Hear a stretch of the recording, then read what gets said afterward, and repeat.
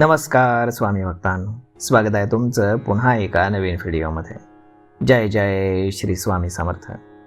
स्वामी भक्तांनो, वैदिक पंचांगानुसार 25 जुलैपासून देवशयनी एकादशीला चातुर्मास सुरू झाला आहे. हिंदू धर्मामध्ये चातुर्मास हा अत्यंत पवित्र आणि संयम, साधना तसेच ईश्वर भक्तीचा काळ मानला जातो. आषाढ शुल्क एकादशी यापासून कार्तिक शुल्क एकादशीपर्यंतचा हा 4 महिन्यांचा कालावधी असतो. या काळामध्ये विवाह, गृहप्रवेश, मुंज यांच्यासारखी शुभ आणि मंगल कार्य पारंपरिकरित्या टाळली जातात. यामागे पौराणिक, श्रद्धा, सामाजिक अशी दोन्ही कारणं आहेत. त्यामुळे आता लग्नासाठी मुहूर्त कधी आणि किती असतील ते जाणून घेऊ.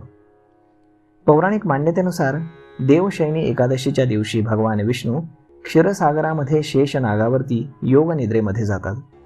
भगवान विष्णू हे सृष्टीचे पालन करते आणि शुभ कार्यांचे अधिष्ठाता देव मानले जात असल्यामुळे त्यांच्या योग निद्रेच्या काळात विवाहासारखे मांगलिक विधी न करण्याची परंपरा निर्माण झाली. कार्तिक शुल्क एकादशीला म्हणजेच प्रबोधिनी किंवा देव उठणी एकादशीला भगवान विष्णू योग निद्रेतनं जागे होतात आणि त्यानंतर विवाह सोहळ्यांना पुन्हा एकदा सुरुवात होते. चातुर्मासामध्ये विवाह टाळण्यामागे व्यावहारिक कारणं देखील आहेत. हा काळ पावसाळ्याचा असल्यामुळे प्राचीन काळी लांबचा प्रवास करणं कठीण होतं. रस्त्यांची सुविधा नसल्यामुळे वऱ्हाडी, नातेवाईक आणि पाहुण्यांना प्रवासामध्ये अनेक अडचणी येत असत. त्यामुळे मोठे समारंभ टाळून हा काळ धार्मिक साधना आणि आत्मचिंतनासाठी राखून ठेवला जात असे. धर्मशास्त्रानुसार चातुर्मास हा व्रत, उपवास, जप, तप, दान, धर्म आणि सात्विक जीवन जगण्याचा कालखंड मानला जातो. यामुळे सांसारिक उत्सवांपेक्षा आध्यात्मिक साधनेवरती अधिक भर दिला जातो. अनेक साधू संत देखील या काळामध्ये एका ठिकाणी राहून प्रवचन, कीर्तन आणि धर्म प्रबोधन करत असतात.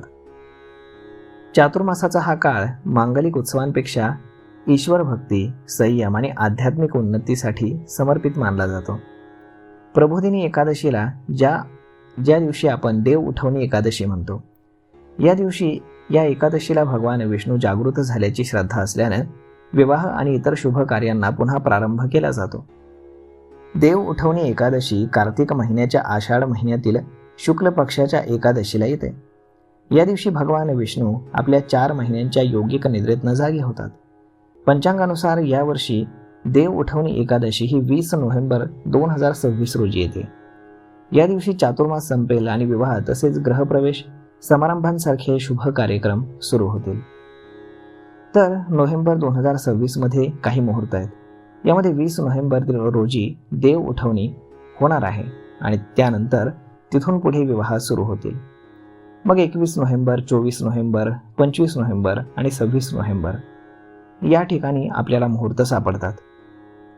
तर डिसेंबर महिन्यामध्ये 2 डिसेंबर, 3 डिसेंबर, 4 डिसेंबर, 5 डिसेंबर, 6 डिसेंबर, 11 डिसेंबर आणि 12 डिसेंबर या शुभ विवाहाच्या तारखा आहेत आणि विशेष मुहूर्त. विवाहासाठी अंतिम मुहूर्त निश्चित करत असताना वधूवरांच्या जन्मपत्रिका, नक्षत्र आणि गोत्र, स्थानिक पंचांग आणि कुलाचार यांचा विचार करून अनुभवी ज्योतिषचार्यांचा सल्ला अवश्य घ्यावा. तर मग मित्रांनो, अशा पद्धतीने पुढचे 4 महिने आता शुभ कार्यक्रमांना ब्रेक लागेल.